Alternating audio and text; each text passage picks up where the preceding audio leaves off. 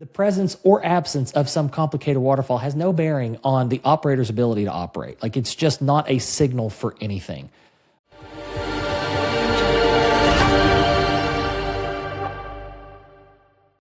All right, welcome back to the Wealth Independence Podcast, where freedom leads and real wealth follows. I'm Dustin Bailey, and I'm here with Adam Penn. Hello, Adam. Hello, Dustin. My voice got really kind of like squeaky there at the end. It happens when you're... Yeah. How's life out in California? It is sunny and beautiful. No one wants to know what the weather is. And I'm pissed off at the building department. At who? The building department. I hate the city. I feel like this could be said of multiple. You're talking about Chico, right? But I think you could also say the same thing about Memphis. All the governments suck. Yes. None of them are worth anything. We should get rid of all of them. That's the anarchist in you coming out. What's the story behind your most recent beef here with the Chico building? I bought a crack house, like literally heroin needles everywhere, to clean it up. And I pulled some permits, maybe not as many as I technically should have. And an inspector was driving by, which I didn't think they were allowed to do. I thought they had to be a civilian that complained. But anyway, an inspector called code enforcement on me. I don't know why he couldn't just stop by, while he was driving. And so then I ended up get out of his car. I know, wild. Can't do that. And so then they're like, well, you're doing electrical work without an electrical permit. I'm like, okay, well, I have a sewer permit and a roofing permit. I'm like, can I get an electrical permit? They're like, well, no, now that you've been doing work, we need a full set of plans. I was like, well, would have this been a requirement before that? They're like, no. So I was like, okay. So I'm drawing plans to submit that I'm sure they will then tell me they need more stuff, even though I'm submitting exactly verbatim what they asked for. Are you using AI to draw these plans? No, I use for anyone that does need plans drawn. I mean, they could reach out to us and I could give a contact, but I use a guy out of Pakistan. He's awesome. I found him on Fiverr, and he does really good quality work, pretty fast turnaround. I mean, plans that would cost $2,000, $3,000, $4,000 in the U.S. to have drawn cost me $200. Wow. Yeah, that's pretty cool. Same quality. He does Title 24 work in California. He does engineering work. And so are you held up then on this project until this is done? They didn't red tag me, so I'm allowed to keep working, I think. No one stopped me from working. So but we have to leave all the inside open. So like all the insulation that was scheduled for this week and the drywall had to get canceled. So we are now going to start painting the outside. We got a little bit of plumbing work left to do. Okay. You got a roof on though, right? Like this is all covered now. It's covered, yeah. We're finishing the roof. I mean, it's sunny out here now at this time of the year, but yeah. So anyway, those are it just pisses me off, right? When you try to go make things nicer in a neighborhood and make it better for the community, and then the city who's supposed to be there protecting the community, or not protecting, but helping the community for the community, prevents that. Yeah. It's really a disincentive to people that want to like take something that was a blight on a neighborhood and fix it, right? And it's like the net benefit to everyone is great on this, right? This is no longer a crack house. Mm-hmm. And yet the city's like, well, you didn't follow this specific thing, so we need you to do that. Mm-hmm. Yeah. Or even better is, when they start making you update everything to modern standards, you're like, the house was built in 1903. Yeah. How would you like me to do that? Yeah, exactly. Well, lovely, lovely stuff. Just yet another day in real estate, right? Mm-hmm. This is the way it goes. Well, speaking of real estate, that's my weak attempt at a transition to today's topic, where we want to do a No Investor Left Behind episode here on. I don't know that we've got an exact specific title for this, but syndication, deal structures, and then specifically waterfalls. So, this is a concept that exists in, I don't want to say the more sophisticated space, but you're typically not going to find waterfalls in a lot of times a residential, individual investor. Like you're not going to set this up in your own deal. Like if you're just going out to buy a rental house, but if you're investing as an LP in commercial deals, you're very likely to see some form of some kind of waterfall, and understanding how the deal is structured is kind of important. If you've never done that in this space, or you see weird things, it's important to kind of know where some of those things come into play. Why don't we start with what is a waterfall? Well, it is where water runs off. Okay, sorry, not that waterfall. No, the one about the call that we're trying to talk about right now. I got you. Okay, yeah. I appreciate you setting me straight there. Mm-hmm. Yeah, we probably should have come up with a more formal definition on this, but the way that I always like to think about it, and I think I've written on this. Well, I've got a newsletter I wrote a couple years ago that you write a newsletter? I do, passiveperspectives.com. Go sign up. Appreciate you always bringing that up where I can plug the newsletter. So that's good. Thank you, Adam. But no, it's basically just the way that cash flow gets distributed in a deal. That's the simplest way to think about it. And so you can literally think of it as a waterfall. Like you have all of the cash flow starts at the top, and then as it goes down and goes to different places, like maybe little bits of it will get cut off at different spots. Probably the most simple way to explain it. The most simple deal structures where you don't have any waterfalls. And a lot of times a good example of this would be if you owned a rental property yourself, right? There's no waterfalls. All of the cash that it makes, all the net operating income, like after all the bills have been paid, it just goes to you, right? So it flows straight to the bottom. When you start getting into the commercial space, then you start getting into things where typically if it's a syndicated deal, at the very least, there's going to be some kind of split between the LPs and the GPs. And so 80-20 is fairly common. You see 70-30.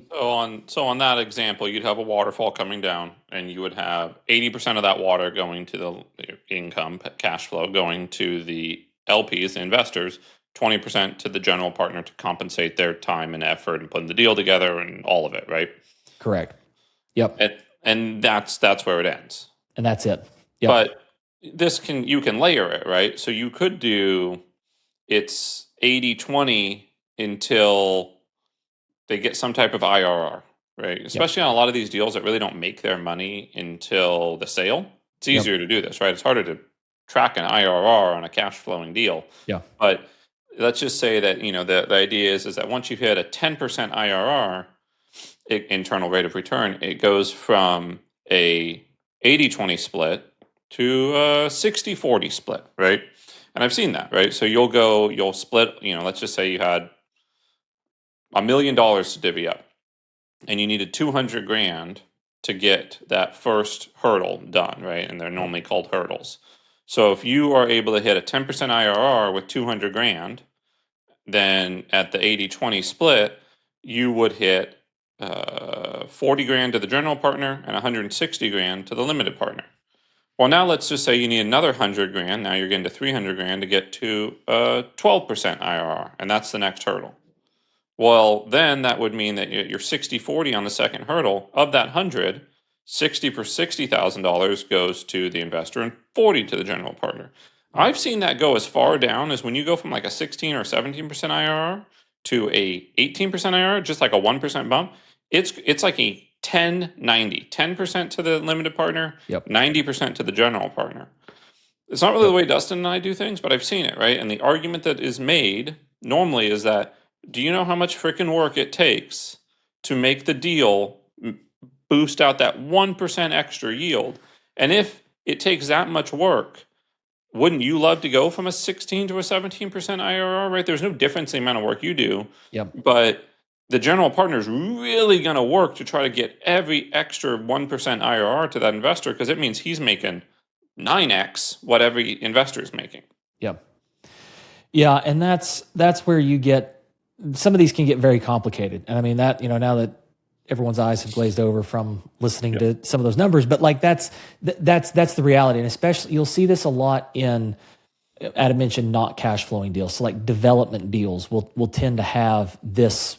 I think it would be more common to see this sort of multi-tiered waterfall or multiple hurdle points in a deal like that.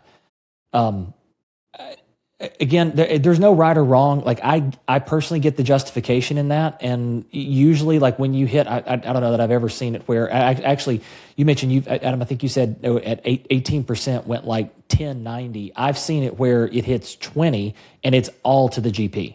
Like basically the LP effectively tops out at 20%, and everything over that will go to the GP. The argument being that it's probably not like the GPs that I've heard do that argue they're probably not likely to make it happen. Like it's going to be so hard to like get that actual final bit of return. You should still have something going to the money people. Sure, again, whatever, right? Like if the LPs agree to it, and that's again the argument for some of these where at the top end or sort of the bottom end, maybe if we're keeping with the waterfall analogy, down towards the bottom, right, where all of what's left over, virtually all of what's left over is going to the GP or the sponsor. The argument is that's okay because as an LP, you know this up front and you kind of know I'm going to be making, a 17, 18% return before that happens. So it's not like the LP is getting cheated out of their return by this happening. At the same time, I think that structure doesn't work so well in cash flowing deals because a lot of times that is based on IRR. I also think it can be needlessly complex. And personally, for Adam and I, we like going into deals and saying, hey, it's a straight 80-20 split. Hey, it's a straight 85-15 split, like whatever it is, right? Like it's very, very clear. It's simple to understand. There's no complicated waterfall. There's no, if this happens, then this happens. And when an LP is looking at maybe the appraised value of a building 4 years down the line or something like that, it's pretty easy to know. You take the original amount of money out. What's the profit? 80-20. That's your position, right? I mean, there's not complex arithmetic to get to how you split money when there's no preferred return, when there's an 80-20 split, maybe a little bit of origination fee or something like that. And that's the way we structure them. And I structure them like that because I truly think of these people as partners, right? I mean, I put money in the deals and I operate these as if I'm operating them for a whole bunch of partners, right? And I'm getting compensated for operating the deal. Yeah. And you get people who say, again, that like that structure is designed to incentivize the GP to max out performance. But even in a straight split, there's still the incentive, right? Like if we're going to put in the work on a deal, even in a straight split scenario, that still means we're going to like get paid as GPs. So I don't know that I fully buy the argument of like you have to have there are some people that truly believe you have to have this structure in order to provide a true incentive for the GP, and I don't buy into that. Adam, you mentioned preferred returns. I want to circle back to that, but going on sort of this other idea of this being you need to have a complicated waterfall. I've also heard I've seen this online where people believe that like the presence of a complicated waterfall signals sophistication on the part of the GP, and that people who do simple waterfalls are not sophisticated and therefore are more likely to lose your money because they don't understand how to do all of the like it's this indicator, right? If they can't handle a complicated waterfall, then that means they probably can't handle dealing with the rest of the deal. They know you. Well, yeah. But no, like I've seen people make that argument, and it's just the craziest thing. And it goes against like stuff that you and I have personally seen, right? Like we know people that are very, very sophisticated operators who are very good at what they do and only ever do a straight split, like 80-20, 85-15, no pref, like nothing complicated whatsoever. And the furthest thing in the world, hundreds of millions of dollars. Yeah. And you would not look at these guys in their operation and be like, well, they're lacking sophistication. These guys obviously are amateurs and don't know what they're doing. Yeah. So 20 again, or 30-year track records. What's that? 20 or 30-year track records. Exactly. So the first time I heard someone make this argument, I thought that's the craziest thing I've ever heard. So I just want to address that. Like, do not look, and also the flip side of that's true. Like, don't read into, not just thinking that the lack of that signals a lack of sophistication, but also don't read into the presence of a complicated waterfall as, okay, well, this person obviously knows what they're doing, because it doesn't. Like, there's the especially if they can't explain it. Yeah, exactly. Ask them to like walk through it, and that might be a indicator there. But like the presence or absence of some complicated waterfall has no bearing on the operator's ability to operate. Like, it's just not a signal for anything other than maybe they have some ideas about how they want to try to incentivize investors. And I think we talk about this. We've talked about preferred returns before, which is where I want to go next. It's you. most of this is a marketing thing, right? It's a marketing thing on the side of the GP, and it's designed to have these things in place to attract investor capital and say, well, hey, we're going to target like this. If you want to be able to put on a deck that like, oh, you get this IRR, 17% IRR. Okay, well, like if we hit that point, like we're going to work hard to hit that for you. It's all marketing. This is 95% marketing. Which, speaking of things that are mostly marketing, goes into a preferred return, which is another flavor of a waterfall. And usually this would be the very tippy top, like the first little bit of water cash flow money that's going to get pulled out would go into a preferred return. At 99% sure we have done an episode on preferred returns. If we have not, we need to. We have. I'll go back and I'll go back and pull the exact episode. We'll link it in the show notes. But the idea that is basically the first tier of any waterfall. And so if it's a 6% preferred return, then the investors are going to get the first 6% effectively. The equivalent of 6% of their investment that comes off of the deal goes to the investors first before there's any other sort of split off to the GP. That is not a guaranteed. And I hear this. I talked to an investor a couple weeks ago that made some comment about, oh, well, they've got a 7% pref, so at least that's guaranteed. And I'm like, no, it's not guaranteed. You're not guaranteed anything. So a pref is not a guarantee. If the cash flow doesn't exist, you're not going to get it, right? Like there's no guarantees in investing, no matter what anybody says, unless you're buying T-bills or FDIC savings accounts. And even there, George Gammon would think there's no guarantee. Yes, there are people that would believe that's not totally risk-free either. But point being, a preferred return is not a guarantee of anything, and it is just sort of that first little scrape off of cash flow in any other sort of waterfall. And so like a common thing here would be 6% pref and then an 80-20 split. And so to put numbers to it, if you invested $100,000 in a deal, it would mean that the first $6,000 each year of cash flow that comes off of a deal goes straight to you. There's no split with the GP on that. And then anything that's left gets split 80-20. So if there was using simple numbers here, per $100,000, if there was $10,000 of distributable cash flow, the first $6,000 goes to the investors and the remaining $4,000 gets split 80-20. $400 to the GP and $3,600 to the investor. Correct. Thank you for doing that math in your head. I was not going to say it because I had to pull up a calculator. If I did it wrong, it was 800. I hope you're right. 832. Yeah. Regardless, point being is there is no the preferred return is typically the very first thing that comes off, and it does not represent any kind of split. So that's sometimes it's accrued, sometimes it's not. Once again, I think we did an episode on this, but yeah, go back and listen to that episode because that's another thing. People, it's primarily a marketing point. I think it's a lot of times sold as investor protection because the investors will at least get 6%. Well, maybe not. If the money's not there, you can't. Like a preferred return does not manufacture cash flow. I've written that sort of idea several times. Like just because there's a preferred return does not mean the cash flow will be there to pay it. And so this gets especially problematic if you have a deal that has a pref and it's an accruing pref. And so it keeps building up. And like there's effectively, again, like 6% on $100,000, that's $6,000 per year. And if you can't pay that in the first year, then that unpaid amount rolls over to what's due the next year. And it just keeps rolling until it's paid. And you can have a situation where that accrues to the point where the GP can never make money because they will never be able to come out from underneath the pref and actually hit the profit split.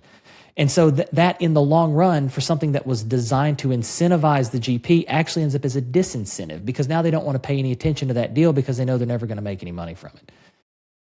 Okay, I've been talking for a long time. I don't know, Adam, what else do you got any other I turned my thoughts volume on that? down. I didn't hear any of it. Were you saying something? Okay, thank you. You're welcome. No, I think we hit it, Dustin. I think if this is helpful, people should rate us on Spotify. I think that's what they do there, and then 5-star on Apple Podcasts. Like and subscribe on YouTube. Yeah, that one too. Yeah, all the things to let the computers know you're enjoying this. But yeah, again, fairly simple thing. But if you haven't come from a world where this is common, then it can be a little weird, and especially if you see some of these deals that have these more complicated tiers and hurdle rates. I Go have ahead. one What other you got? thing. One other thing to add. I've had an investor who I showed them a deal, and they're like, "Okay, the returns look great." Normally, when you're looking at returns on a deal, those are post the split, right? So, like, but I've had investors who've come into deals and that all looks awesome. I love the returns it's making. I like the business plan, and then they get to the point where they realize I'm getting compensated by taking 20% of the cash flow of like the net cash flow, right? 20% of the distributions, really. And they say, well, I'd never give away 20%. But you liked the returns, right? Yeah. So I think it's important to remember that you need to look at both sides, right? You need to look at, do I like the returns? And I think you should make sure that the split is reasonable. To Dustin's point, we don't like prefs. A lot of people would say prefs are needed. So it's just a difference of opinion. But remember that a lot of times the returns you're looking at are net of these things.